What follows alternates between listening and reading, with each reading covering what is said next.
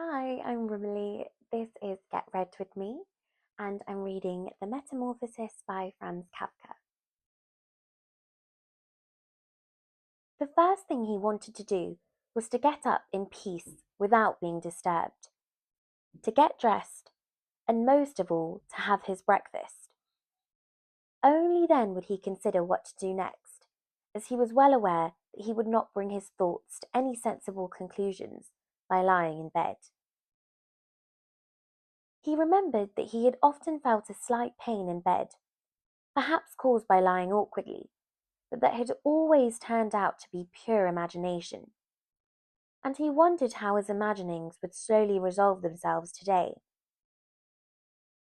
He did not have the slightest doubt that the change in his voice was nothing more than the first sign of a serious cold, which was an occupational hazard for travelling salesmen. It was a simple matter to throw off the covers. He only had to blow himself up a little, and they fell off by themselves. But it became difficult after that, especially as he was so exceptionally broad. He would have used his arms and his hands to push himself up, but instead of them, he only had all those little legs continuously moving in different directions, and which he was, moreover, unable to control. If he wanted to bend one of them, then that was the first one that would stretch itself out. And if he finally managed to do what he wanted with that leg, all the others seemed to be set free and would move about painfully. This is something that can't be done in bed, Gregor said to himself, so don't keep trying to do it. The first thing he wanted to do was to get the lower part of his body out of the bed, but he had never seen this lower part and could not imagine what it looked like. It turned out to be too hard to move. It went so slowly, and finally, almost in a frenzy, when he carelessly shoved himself forwards with all the force he could gather, he chose the wrong direction, hit hard against the lower bedpost, and learned from the burning pain he felt that the lower part of his body might well be the most sensitive. So then he tried to get the top part of his body out of the bed first, carefully turning his head to the side. This he managed quite easily, and despite its breadth and its weight, the bulk of his body eventually followed slowly in the direction of the head. But when he had at last got his head out of the bed and into the fresh air, it occurred to him that if he let himself fall, it would be a miracle if his head were not injured. So he became afraid to carry on pushing himself forward the same way. And he could not knock himself out now at any price. Better to stay in bed than lose consciousness. It took just as much effort to get back to where he had been earlier, but when he lay there sighing, and was once more watching his legs as they struggled against each other, even harder than before, if that was possible, he could think of no way of bringing peace and order to this chaos. He told himself once more that it was not possible for him to stay in bed, and that the most sensible thing to do would be to get free of it, in whatever way he could, at whatever sacrifice. At the same time, though, he did not forget to remind himself that calm consideration was much better than rushing to desperate conclusions. At times like this, he would direct his eyes to the window and look out as clearly as he could. But unfortunately, even the other side of the narrow street was enveloped in morning fog, and the view had little confidence or cheer to offer him. 7 o'clock already, he said to himself when the clock struck again. 7 o'clock, and there's still a fog like this. And he lay there quietly a little while longer, breathing lightly as if he perhaps expected the total stillness to bring things back to their real and natural state. But then he said to himself, before it strikes 7:15, I'll definitely have to have got properly out of bed. And by then, somebody will have come round from work to ask what's happened to me as well, as they open up work before 7 o'clock. And so, he set himself the task of swinging the entire length of his body out of the bed all at the same time. If he succeeded in falling out of the bed in this way and kept his head raised as he did so, he could probably avoid injuring it. His back seemed to be quite hard, and probably nothing would happen to it falling on the carpet. His main concern was for the loud noise he was bound to make, and which, even through all the doors, would probably raise concern, if not alarm. But it was something that had to be risked. When Gregor was already sticking halfway out of the bed, the new method was more of a game than an effort. All he had to do was rock back and forth. It occurred to him how simple everything would be if somebody came to help him. 2 strong people, he had his father and the maid in mind, would have been more than enough. They would only have to push their arms under the dome of his back, peel him away from the bed, bend down with the load, and then be patient and careful as he swung over onto the floor, where hopefully the little legs would find a use. Should he really call for help though, even apart from the fact that all the doors were locked? Despite all the difficulty he was in, he could not suppress a smile at this thought. After a while he had already moved so far across that it would have been hard for him to keep his balance if he rocked too hard. The time was now 7:10, and he would have to make a final decision very soon. Then there was a ring at the door of the flat. That'll be someone from work, he said to himself, and froze, very still, although his little legs only became all the more lively as they danced around. For a moment, everything remained quiet. They're not opening the door, Gregor said to himself, caught in some nonsensical hope. But then, of course, the maid's firm steps went to the door as ever and opened it. Gregor only needed to hear the visitor's first words of greeting, and he knew who it was. The chief clerk himself. Why did Gregor have to be the only one condemned to work for a company where they immediately became highly suspicious at the slightest shortcoming? Were all employees, every one of them, louts? Was there not one of them who was faithful and devoted, who would go so mad with pangs of conscience that he couldn't get out of bed if he didn't spend at least a couple hours in the morning on company business? Was it really not enough to let one of the trainees make inquiries, assuming inquiries were even necessary? Did the chief clerk have to come himself? And did they have to show the whole innocent family that this was so suspicious that only the chief clerk could be trusted to have the wisdom to investigate it? And more, because these thoughts had made him upset than any proper decision, he swung himself with all his force out of the bed. There was a loud thump, but it wasn't really a loud noise. His fall was softened a little by the carpet, and Gregor's back was almost more elastic than he had thought, which made the sound muffled and not too noticeable. He had not held his head carefully enough, though, and hit it as he fell. Annoyed and in pain, he turned it and rubbed it against the carpet. "Something's fallen down in there," said the chief clerk in the room on the left. Gregor tried to imagine whether something of the sort that had happened to him today could ever happen to the chief clerk too. You had to concede that it was impossible. But as if in a gruff reply to this question, the chief clerk's firm footsteps in his highly polished boots could now be heard in the adjoining room. From the room on his right, Gregor's sister whispered to him to let him know. "Gregor, the chief clerk is here." "Yes, I know," said Gregor to himself, but without daring to raise his voice loud enough for his sister to hear him. "Gregor," said his father now from the room to the left. The The chief clerk has come round and wants to know why you didn't leave on the early train. We don't know what to say to him, and anyway, he wants to speak to you personally, so please open up this door. I'm sure he'll be good enough to forgive the untidiness of your room." Then the chief clerk called, "Good morning, Mr. Samsa." "He isn't well," said his mother to the chief clerk, while his father continued to speak through the door.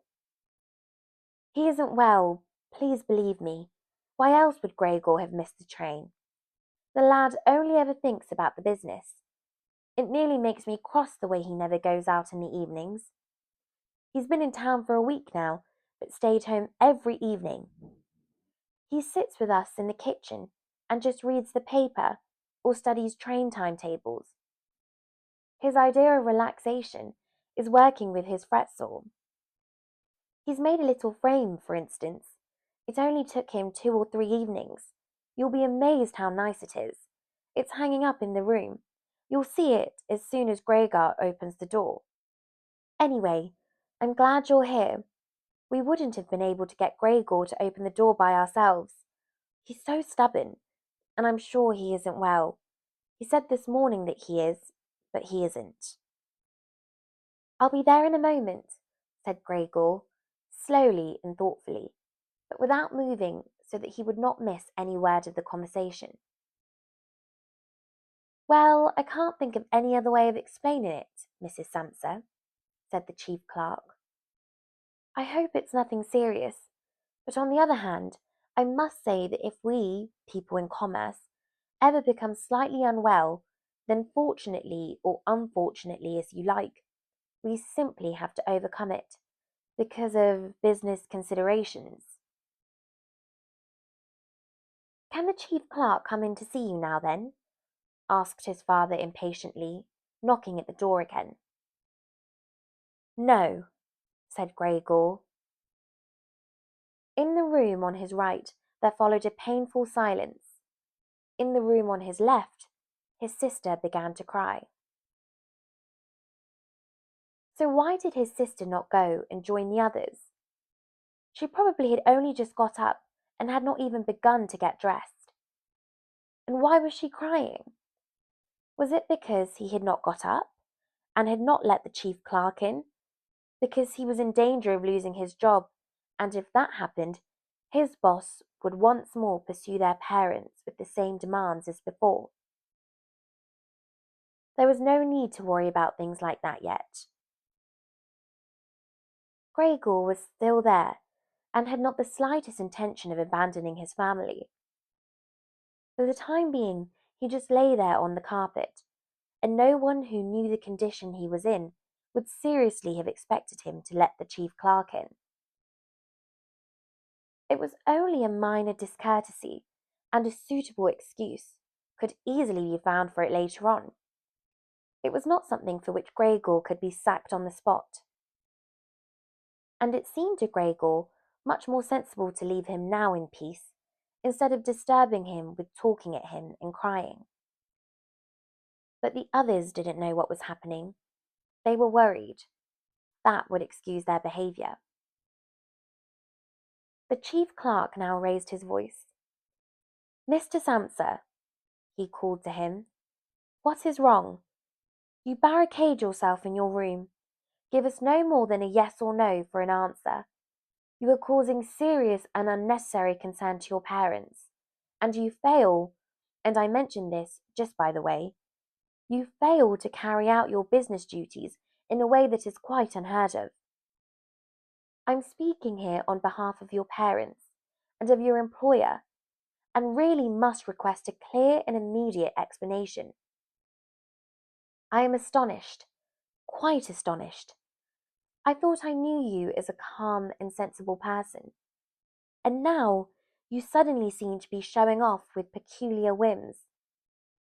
This morning, your employer did suggest a possible reason for your failure to appear. It's true. It had to do with the money that was recently entrusted to you.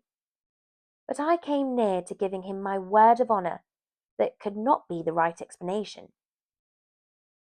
But now that I see your incomprehensible stubbornness, I no longer feel any wish whatsoever to intercede on your behalf, and nor is your position all that secure. I had originally intended to say all this to you in private, but since you cause me to waste my time here for no good reason, I don't see why your parents should not also learn of it. Your turnover has been very unsatisfactory of late. I grant you that it's not the time of year to do especially good business. We recognise that. But there is simply no time of year to do no business at all, Mr. Samsa. We cannot allow there to be. But, sir, called Gregor, beside himself, and forgetting all else in the excitement. I'll open up immediately. Just a moment. I'm slightly unwell. An attack of dizziness. I haven't been able to get up. I'm still in bed now. I'm quite fresh again now, though. I'm just getting out of bed. Just a moment. Be patient. It's not quite as easy as I thought. I'm quite all right now, though. It's shocking what can suddenly happen to a person. I was quite all right last night. My parents know about it, perhaps better than me. I had a small symptom of it last night already. They must have noticed it. I don't know why I didn't let you know at work, but you always think you can get over an illness without staying at home. Please, don't make my parents suffer. There is no basis for any of the accusations you're making. Nobody's ever said a word to me about any of these things. Maybe you haven't read the latest contracts I sent in. I'll set off with the 8 o'clock train as well. These few hours of rest have given me strength. You don't need to wait, sir. I'll be in the office soon after you. And please be so good as to tell that to the boss and recommend me to him. And while Gregor gushed out these words, hardly knowing what he was saying, he made his way over to the chest of drawers. This was easily done, probably because of the practice he had already had in bed, where he now tried to get himself upright. He really did want to open the door, really did want to let them see him, and to speak with the chief clerk. The others were being so insistent, and he was curious to learn what they would say when they caught sight of him. If they were shocked then, it would no longer be Gregor's responsibility, and he could rest. If, however, they took everything calmly, he would still have no reason to be upset, and if he hurried, he really could be at the station for 8 o'clock. The first few times he tried to climb up on the smooth chest of drawers, he just slid down again. But he finally gave himself one last swing and stood there upright. The lower part of his body was in serious pain, but he no longer gave any attention to it. Now he let himself fall against the back of a nearby chair and held tightly to the edges of it with his little legs. By now, he had also calmed down and kept quiet so that he could listen to what the chief clerk was saying. "Did you understand a word of all that?" the chief clerk asked his parents. "Surely he's not trying to make a fool of us." "Oh God," called his mother, who was already in tears. "He could be seriously ill, and we're making him suffer." "Greater, greater," she then cried. "Mother?" his sister called from the other side. They communicated across Gregor's room. "You'll have to go for the doctor straight away. Gregor is ill. Quick, get to the doctor. Did you hear the way Gregor spoke just now?" "That was the voice of an animal," said the chief clerk, with a calmness that was in contrast with his mother's screams. "Anna! Anna!" his father called into the kitchen through the entrance hall, clapping his hands. "Get a locksmith here now." And the two girls, their skirts swishing, immediately ran out through the hall, wrenching open the front door of the flat as they went. How had his sister managed to get dressed so quickly? There was no sound of the door banging shut again. They must have left it open. people often do in homes where something awful has happened. Gregor, in contrast, had become much calmer, so they couldn't understand his words anymore, although they seemed clear enough to him, clearer than before. Perhaps his ears had become used to the sound. They had realized, though, that there was something wrong with him and were ready to help. The first response to his situation had been confident and wise, and that made him feel better. He felt that he had been drawn back in among people, and from the doctor and the locksmith he expected great and surprising achievements, although he did not really distinguish one from the other. Whatever was said next would be crucial, so in order to make his voice as clear as possible, he coughed a little, but taking care to do this not too loudly, as even this might well sound different from the way that a human coughs, and he was no longer sure he could judge this for himself. Meanwhile, it had become very quiet in the next room. Perhaps his parents were sat at the table, whispering with the chief clerk. Or perhaps they were all pressed against the door and listening. Gregor slowly pushed his way over to the door with the chair. Once there, he let go of it and threw himself onto the door, holding himself upright against it, using the adhesive on the tips of his legs. He rested there a little while to recover from the effort involved, and then set himself to the task of turning the key in the lock with his mouth. He seemed, unfortunately, to have no proper teeth. How was he then to grasp the key? But the lack of teeth was of course made up for with a very strong jaw. Using the jaw, he was really able to start the key turning, ignoring the fact that he must have been causing some kind of damage, as a brown fluid came from his mouth, flowed over the key, and dripped onto the floor. "Listen," said the chief clerk in the next room. "He's turning the key.